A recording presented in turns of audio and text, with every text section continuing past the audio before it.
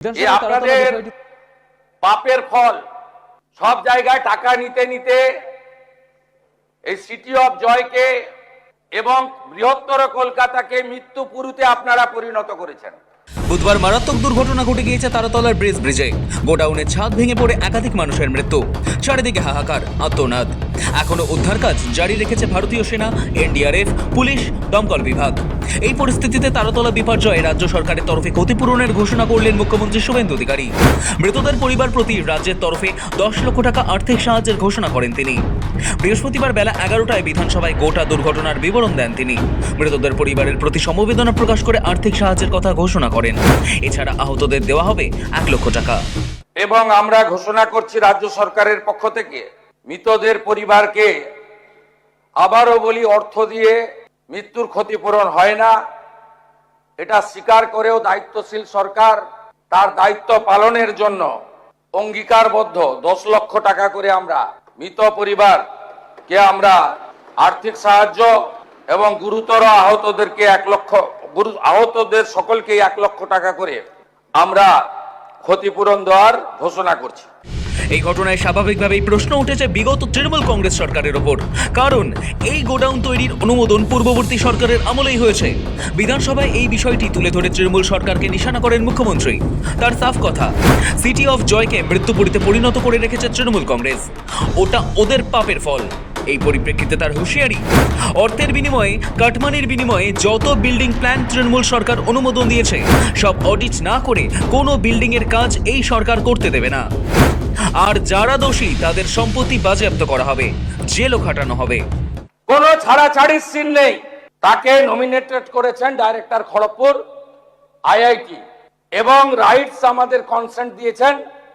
তারা যত building plan এই দুর্নীতিগ্রস্ত তৃণমূল কংগ্রেস অর্থের বিনিময়ে, কাটমানির বিনিময়ে, ব্রোকারদের দিয়ে এই কলকাতাকে মৃত্যুপুরীতে পরিণত করা তৃণমূল কংগ্রেস, তার সমস্ত বিল্ডিং প্ল্যান এবং আন্ডার কনস্ট্রাকশন আমরা অডিট করাবো। তারপরে তো প্রপার্টি অ্যাটাচমেন্ট করে আদায় করব, শুধু জেল খাটানো নয়। বিধানসভায় বিবৃতি দিয়ে মুখ্যমন্ত্রী জানান, আগামী 4 সপ্তাহ কলকাতা পৌরসভা, রাজারহাট, নিউটাউন, মহেশতলা, বজবজ, পূজালি, সোনারপুর, বারুইপুরের এলাকার সমস্ত নির্মীয়মান বিল্ডিং এর কাজ বন্ধ রাখা হচ্ছে। আর তারাতলায় ঘটনার পরিপ্রেক্ষিতে রাজেশ পান্ডে আইএসএস এর নেতৃত্বে কমিটি তৈরি করা হচ্ছে।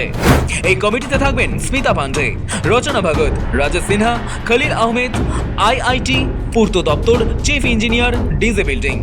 আমরা 4 সপ্তাহ কলকাতা মিউনিসিপাল কর্পোরেশন, রাজারহাট, নিউটাউন, মহেশতলা, বজবজ, পূজালি, বিষ্ণুপুর গ্রামীণ এলাকা, সাউথ 24, সোনারপুর, বারুইপুর পুর এলাকায় সমস্ত নির্মীয়মান কাজ জরুরি পরিষেবা ছাড়া আমরা বন্ধ রাখলাম।